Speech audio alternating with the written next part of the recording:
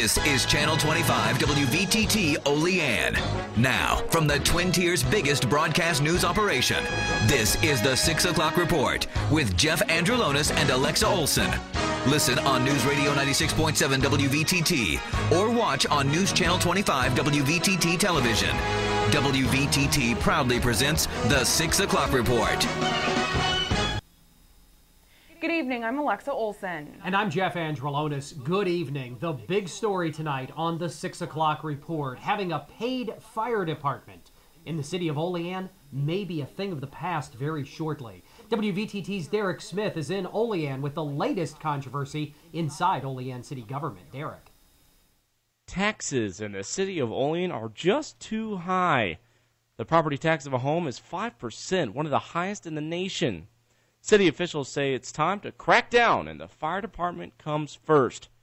After an audit performed from 2006 to 2011, 26,000 phone calls came into the station, and only 76 calls were to actual structured fires. That's 0.3%. Cutting the fire department would significantly drop $3 million a year in taxes. I went around to ask a few homeowners their thoughts. Waste of money. It is. Olean has wasted so much money on other things too. I think it'd be good for it because my stepson is one of the Olean town of volunteers, and they've all talked about it too. That they don't get paid. Why do these guys that sit and do nothing get paid? I could possibly see a partial volunteer and partial paid. And I do agree that there's a lot of money that goes out to the fire, not only the fire, but the police department. One of the firemen expressed his feelings Tuesday night at the Olean City Council meeting. We're currently negotiating with the city in good faith as a union, and you're part of that negotiations. Sure, you met with the city labor attorney, Joe Brockville. You interjected yourself into that process, so you are part of the process. So anything that you move forward to is, quite frankly, an unfair labor practice. And, I just want to caution you on that. I'm Derek Smith, here with News Channel 25, WVTT. Candidate for Congress Nate Shinagawa is hot on his opponent's trail. During a press conference call this morning, Nate Shinagawa spent time going through inaccuracies that Congressman Reed's campaign has been telling voters relating to the GRAPE Act and his overall congressional record. Shinagawa says that after his research, none of the bills that Reed has sponsored have passed the House, the Senate, or gone to the president's desk. Shinagawa says there have been resolutions that Reed has sponsored that have passed, but according to Shinagawa, those bills did not become laws. There is a clear difference between a bill and a resolution, and resolutions have no opportunity to become public law and are often just statements of approval or disapproval. On the other hand, another trophy going into Congressman Tom Reed's trophy case. This one from the American Farm Bureau Federation. The congressman awarded the Congressional Award. Congressman Reed says that agriculture is the backbone of the local economy and that he looks forward to continuing a partnership with the Farm Bureau on behalf of all farms in the Southern Tier and the Finger Lakes. According to the American Farm Bureau Federation, the Friend of Farm Bureau Award is given to the members that have supported Farm Bureau issues and who are nominated by their respective state farm bureau and approved by the board of directors of the American Farm Bureau Association. Well, the public will soon be able to weigh in on a recent decision made by the school board. During the Olean City School Board meeting last night, the board unanimously voted to sell Boardmanville, one of the vacant elementary school buildings that was closed last year as a way to cut budget expenses.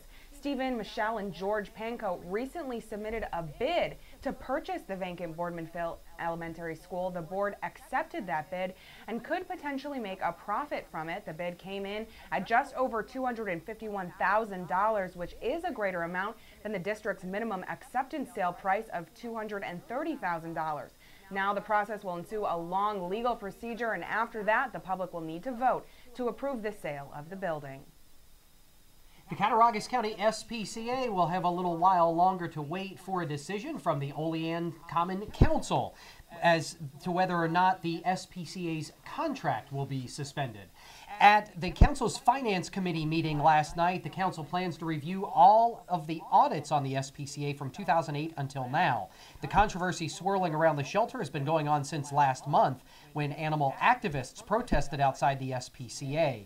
Concerned with the conditions for the animals within the facility, another animal activist meeting is set for tomorrow night at 7 p.m. at JCC's Cattaraugus campus. That's headed by Morgan Dunbar. A Friendship, New York man is facing drug charges tonight after a long investigation by the Allegheny County Sheriff's Department. 22-year-old Richard Best is charged with 2 drug law violations. Back in 2011, he allegedly sold prescription pills to an undercover drug enforcement officer. A New York man is in jail tonight facing multiple charges of sex with children. New York State Police arrested 48-year-old Douglas Nelson of Falconer last month. Now police are saying that Nelson allegedly had inappropriate relationships with children in Chautauqua and surrounding counties. The investigation is continuing in an attempt to identify any other children who may have had contact with Nelson. He was charged with criminal sexual act in the 2nd degree, endangering the welfare of a child, among other charges. He's currently being held in the Chautauqua County bail on a $25,000 bail or $50,000 bond. A teacher is facing drug charges tonight after being caught with marijuana. 54-year-old Sue Ann Carroll has been a teacher in the Clymer Central School District for 9 years, but was charged last week with unlawful possession. This is the same school district that has recently been in the news after the unexpected murder of their superintendent, Keith Reed Jr. Michael Kaspersky, that is, a lecturer of accounting in the School of Business at St. Bonaventure University, has been appointed to a 3-year term as the university's NCAA faculty athletic representative. That appointment made by the president of the school, Sister Margaret Carney. Kaspersky will serve as a liaison between the university and the Department of Intercollegiate Athletics. His role is to help maintain an appropriate balance between academics and athletics on campus. Well, St. Bonaventure University's athletic department released a statement this afternoon regarding redshirt freshman Matthias Run's status. Run's a 6'11" center from the Netherlands. He was cleared to practice but is not eligible to play this season as deemed by the NCAA. Runs is part of a 3-player recruiting class following the program's first Atlantic 10 Conference Championship last season. He will maintain 3 years of eligibility. WVTT's Severe Weather Action Team forecast straight ahead, and also preparations for tonight's first series of presidential debates. Also straight ahead, WVTT's World News Roundup. Stay tuned. This is the 6 o'clock report on News Channel 25 WVTT.